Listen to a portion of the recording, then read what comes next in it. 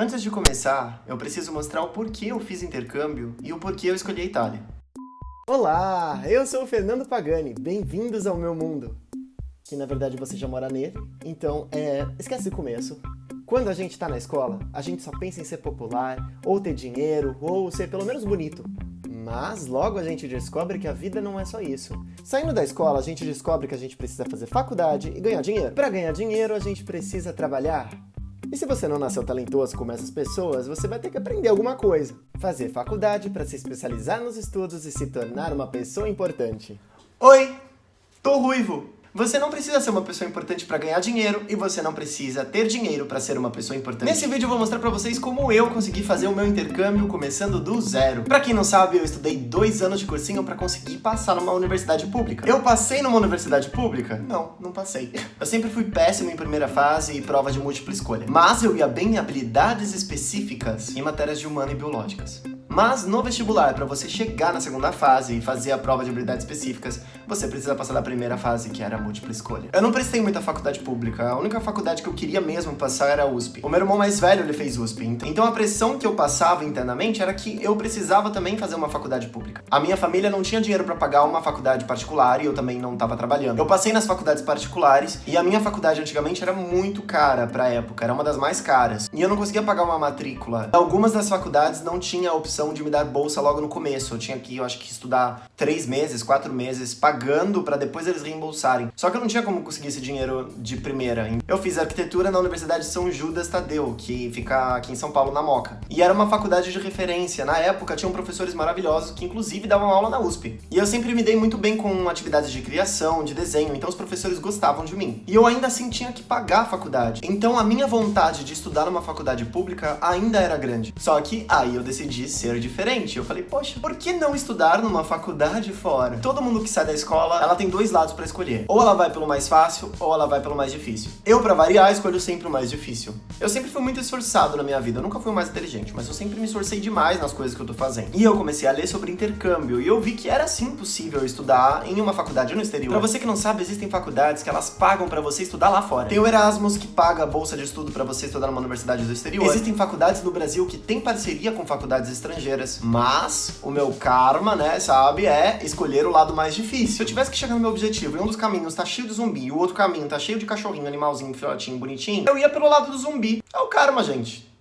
Eu me atraio por coisa difícil. Eu acabei escolhendo a faculdade na Itália porque eu já sabia falar um pouco de italiano, eu já tinha feito alguns cursos também. Então era muito mais fácil pra mim chegar num país estrangeiro onde eu conseguia assimilar as línguas. Por exemplo, eu falava muito melhor italiano do que inglês, então eu ia sofrer menos no italiano. O italiano é parecido com o espanhol, é parecido com o português. Às vezes você nem conhece a palavra, mas você assimila, então você consegue entender.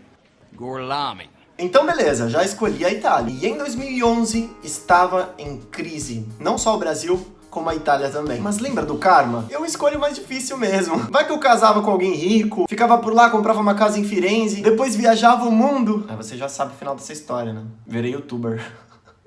Nesse vídeo eu vou abrir meu álbum de fotos de 2011. Nossa, faz muito tempo isso. Eu não vim de uma família rica. Eu fazendo faculdade, eu tinha que trabalhar. Tanto para pagar a mensalidade da faculdade, como para juntar dinheiro pro intercâmbio. Eu trabalhei em período integral num escritório de advocacia. Eu passei por momentos horríveis, gente. É terrível de lembrar. Eu lembro que eu entrava no elevador, eu cumprimentava as pessoas que estavam nelas, elas me mediam. Elas olhavam de baixo para cima para baixo e não me cumprimentavam. É horrível quando você se sente invisível.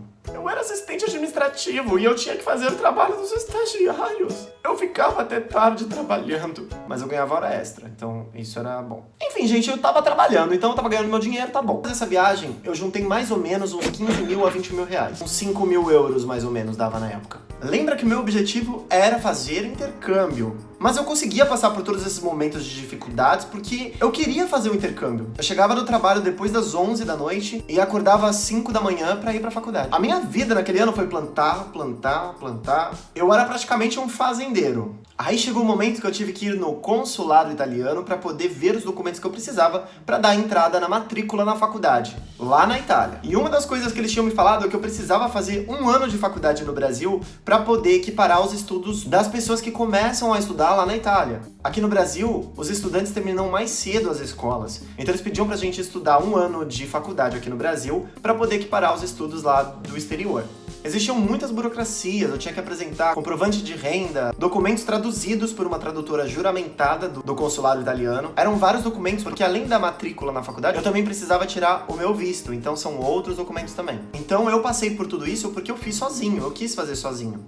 É o karma. Mas você que quer fazer um intercâmbio hoje, por exemplo, existem várias empresas que fazem isso pra você. Eu acho que essa parte de documentação foi a que me tirou mais tempo. O que me ajudou bastante foi eu já saber italiano, porque eu tinha que responder e-mail, eu tinha que conversar com as pessoas lá da universidade lá de fora, eu tinha que ler documentação, saber o que eu tinha que entregar, então isso me ajudou pra caramba. Se você puder estudar a língua antes de ir, você vai conseguir passar por todo esse processo muito mais fácil. Você não precisa depender de alguém. Ancora?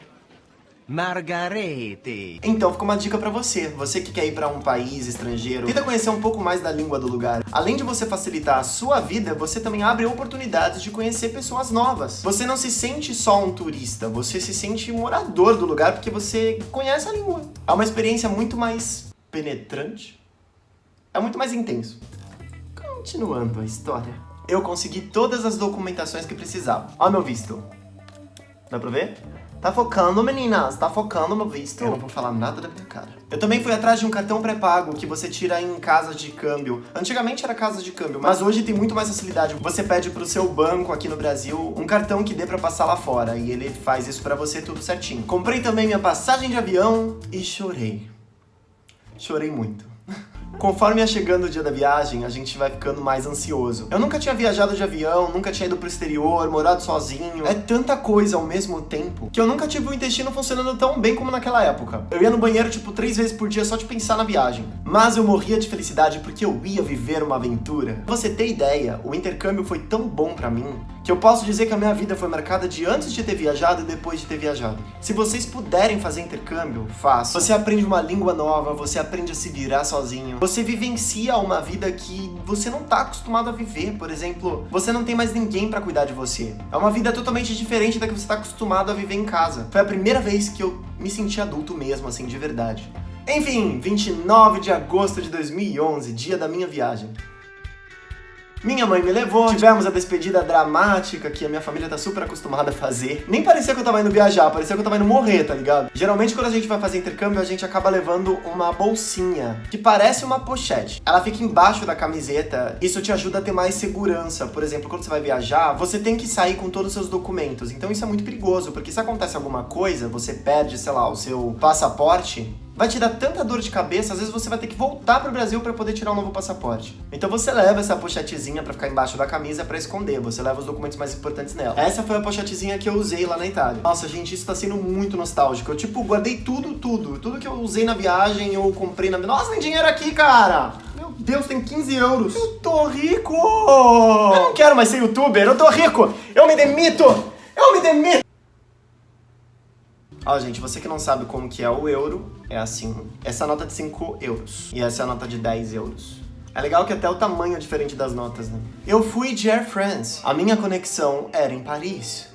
Era muito chique. Muito chique. Na verdade, tinha tudo pra ser chique, mas você faz uma viagem de 11 horas de São Paulo até Paris. Ou seja, eu saí de São Paulo, Fernando Pagani, eu cheguei em Paris indigente. E eu fui no final de agosto, então é verão ainda lá. Eu nunca passei por um calor tão infernal da minha vida. Eu suei tanto que eu tinha nojo de me encostar. Eu cheguei morto. E pra completar, o meu voo de São Paulo-Paris atrasou. Imagina, eu tendo que conversar com os parisienses em ítalo-português e espanhol. Hi, I me atrasei. Do you lost your plane? No, yeah, but... Eu não entendi quase nada do que ela falava, porque além dela falar inglês, ela falava com sotaque francês. Oh, okay, understand. Não foi minha culpa. I hate Brazilians, I can fuck you. I will fuck you so much and hard. You are gonna cry. Mas eles entenderam que eu estava passando e eles me deram um novo bilhete para um voo daqui 4 horas. Então, além de eu ter chegado indigente, eu ainda tive que esperar mais 4 horas dentro do aeroporto de Paris. Ah, vale lembrar que eu não tinha celular na época, hein? Eu tinha só um iPod, este iPod. Gente, eu ainda tenho ele, olha isso, a capinha tá até amarelada. Esse era o meu iPod que eu usava quando tinha Wi-Fi. Às vezes ele liga, às vezes ele não liga. O celular era muito caro em 2011. E eu tinha planos de comprar uma câmera profissional, um computador e um celular lá, né? Mas além do meu iPod, eu também levei uma câmera fotográfica. Essa não era essa, tá, gente? Mas eu tinha uma câmerazinha digital e eu levei ela pra fazer algumas fotinhas e vídeos. Acho que devia ter, sei lá, 3.5 megapixels. Tipo, hoje tem 15 megapixels, 16, 20. Beleza, enrolei 4 horas, falei pra minha mãe que eu estava vivo em Paris, porém morto. Fui para meu avião e desci em Bolonha. Olha que legal, gente. Eu gravei a primeira vez que eu pousei na Itália. Lá na Itália, o pessoal usa muito trem. Tem trem pra todo lugar. Só que é tudo muito antigo. Então não tem elevador, não tinha escada rolante. Eu tinha que usar as escadinhas. Imagina, eu levando uma malona com mochila, fedendo, acordado quase 24 horas já. Mas eu estava na Europa. Por que estar mal na Europa, não é mesmo? Era tudo tão lindo, tão novo, tão diferente que eu nem ligava pro meu estado de mendigo. E como na época não tinha um celular com GPS e tudo mais, eu imprimi todos os mapinhas antes. Eu escrevia tudo na folha, o caminho onde eu precisava chegar, nome de tudo. Nota-se que até os papeizinhos ficaram bem suados. Olha, outra dica legal pra você que vai viajar é que é muito importante que você conheça o lugar que você tá indo. Ou seja, antes de ir, eu visitei por Street View, né, no Google, todos os lugares que eu precisava passar. Então quando você chega já conhecendo o lugar, é muito mais fácil de você se localizar. Por exemplo, se eu perdesse o papelzinho, eu ia saber como chegar lá. De Bolonha, eu fui para Cesena. Cesena é uma cidade na Emília-Romanha, né? Do lado nordeste da Itália. Cesena é um dos paizinhos que ficam ali perto. Paisino é o nome das cidadezinhas que tem. Então, cidadezinha você pode entender como paisino. Tá praticamente uma aula de italiano aqui pra vocês, né? E em Cesena é onde fica a Universidade de Arquitetura de Bolonha. Imagina eu chegando em Cesena com um monte de mala, entrando no ônibus e fazendo foto de tudo.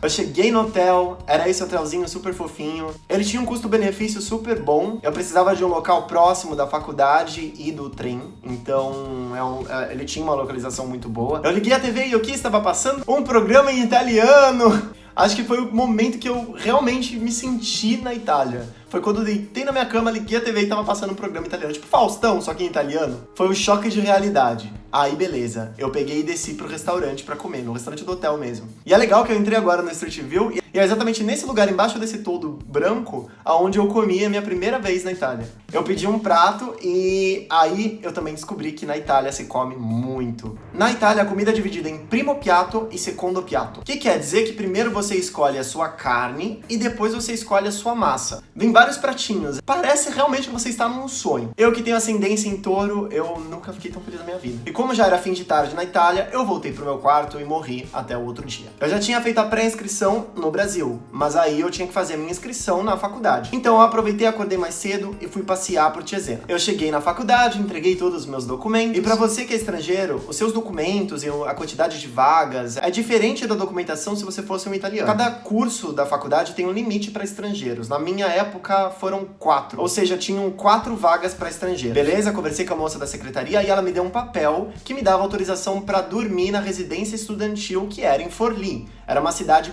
vizinha de Cesena. A prova, se eu não me engano, era daqui 2 dias, mais ou menos. Voltei pro meu hotelzinho, peguei minha mala e peguei o trem pra Forlì. Forlì é uma cidade um pouquinho maior que Cesena. Estar em Forlì era você vivenciar a época, sabe? São vários prédios antigos, vários lugares antigos. Muita coisa estragada, poeira, aqueles que gostam do negócio. Mentira, gente, é tudo bem cuidadinho, mas é uma cidade antiga. Aquelas ruas apertadinhas, sabe? Tipo, é igual a gente vê em filme europeu. Se você já viu algum filme europeu, você sabe o que eu tô falando. Demorei pra achar o lugar, porque eu me perdi nas ruazinhas, tem várias ruazinhas. Mas, meu, eu nem ligava, eu tava perdido, mas era delicioso estar perdido numa cidade medieval. Aí eu consegui chegar no lugar, fui pro meu quarto, gente, que maravilhoso. Em 2011 era muito difícil você ter essas coisas que tinham na Itália, por exemplo. Geralmente o que tem lá fora, ele chega no Brasil depois, né? Depois de uns 2 anos, mais ou menos. No meu quarto tinha um cooktop, gente. Cooktop em 2011 era uma coisa impossível de ter, sabe? Tipo, era uma coisa, caraca, só rico tem. E eu tinha no meu quarto, só pra mim. Esse quartinho ele tinha 2 andares e no andar de cima era onde ficavam as camas. O meu quarto cabiam 2 pessoas, só que só eu dormia naquele quarto naquele momento. E tinha uma janela no teto que, meu, era incrível você deitar e ver o céu. Eu acho que eu tirei umas 10 fotos todos os dias desse teto, porque era incrível. E da vista da janela do meu quarto eu via todos os tetos das casinhas de tijolinho, sabe? Tipo, era uma coisa linda. E eu estava lá pra estudar, né? Pra estudar na faculdade. Então eu tinha que estudar pra prova, mas eu também queria passear. Então eu estudava um pouco e passeava bastante. Estudava mais um pouco e ia passear mais um tantão bastante. Os prédios ali da região eram de 1.700. Acho que o meu prédio era de 1810, 1808, alguma coisa assim. Era uma coisa bem antiga. Aí eu fico pensando, o que era 1800, 1700 no Brasil? As escadas, elas eram de mármore. E elas eram até desgastadas já, de tanto usar, sabe? É tipo as escadas da Praça da Sé que são desgastadas de tanto as pessoas passarem, só que mais chique. E você que vai fazer intercâmbio, você ficar comendo fora, você gasta muito. Então você precisa comprar algumas coisas pra fazer em casa. Eu, inclusive, tenho os meus gastos aqui de mercado. E vou mostrar pra vocês o que eu comprava no mercado na Itália. Você gasta em média de 40 euros, 50 euros por ida em mercado. Se você comer igual eu, né, claro. Eu comprava alho, açúcar, chopp cope, que é isso? Queijo, presunto fatiado, pão, filtro Melita, café. Essa aqui provavelmente foi uma das primeiras compras que eu fiz na Itália, então tinha várias coisas. Tem até copo aqui, gente. Comprei 2 copos. Leite, salsinha, macarrão, tudo que você precisa comer pra sobreviver. Essas minhas compras de 40 euros, 50 euros, eu sobrevivia a semana. E pra fazer a comida, eu pesquisava no Google. Às vezes você não sabe cozinhar, você pode pesquisar no Google e aprender. Chegou o dia da prova. Foi a primeira vez que eu vi tanto italiano na mesma idade que eu junto. E uma cena que eu posso dar pra vocês de referência era como se fosse... Lembra o Titanic? Tem uma cena que tem a terceira classe presa atrás da grade e as pessoas tentando passar e o porteiro segurando o portão. Foi mais ou menos isso. A gente ficava na escada, tinha esse porteiro na grade que ficava falando os nomes. Então você entrava, passava pela grade somente quando ele falava o nome. Pra mim ainda foi mais fácil, porque como eu tinha um nome italiano e eu não pareço, sei lá, um estrangeiro, eu poderia passar facilmente por um italiano, então eu podia ficar com a boca fechada, que todo mundo ia achar que eu era um italiano mesmo. Aí beleza, fui pra minha sala, sentei na minha cadeira e abri minha prova. Mano, quando eu olhei a primeira questão, eu já sabia que eu tava muito ferrado. As perguntas eram muito específicas, não tinha nada a ver do que eu tinha estudado. Era tipo, qual o nome do arquiteto que fundou a igreja de Michelangelo em Nápoles em 1657, que virou uma estátua no bairro de Pepperoni em Roma? Ah, mano, eu me ferrei legal. Eu olhava pro lado e eu via a face de desespero dos italianos. Imagina a minha face. Foi engraçado que no final, quando acabou o tempo da prova, eles retiraram as provas e a gente ficou sentado esperando a nossa vez de sair. E a menina que tava do meu lado, ela começou a conversar comigo. Ela tava discutindo sobre as questões, mas o italiano discutindo era como se ele estivesse xingando Deus e o mundo. Ma que cazzo di esame, ma fanculo! Quali esercizi di matematica? Eu olhei pra cara dela. Mi dispiace, eu sono brasiliano. Ma vaffanculo! Acho que ela entendeu que se foi difícil pra ela, imagina pra mim. Beleza, já sabia que tinha sido horrível na prova e ainda tinha que esperar 2 dias pra sair o resultado. Eles iam notificar os estudantes através do site, então eu precisava de internet e de um computador. E como a prova foi de manhã e eu tava em Cesena, eu descobri que tinha um lugar onde vendia produtos eletrônicos mais barato ali perto. Então eu fui pra lá. Era um lugar chamado Media World. Quando eu digo que eu guardo tudo, eu guardo tudo. Era perto de Rimini. É uma cidade litorânea turística, entre Cesena e Forlì. Vamos ver quanto custava na Itália em 2011 as coisas. Ó, um notebook da Sony, Vaio, Intel Core i3, segunda geração, RAM de 4.000 MB, hard disk de 320 GB, de 15,6 polegadas.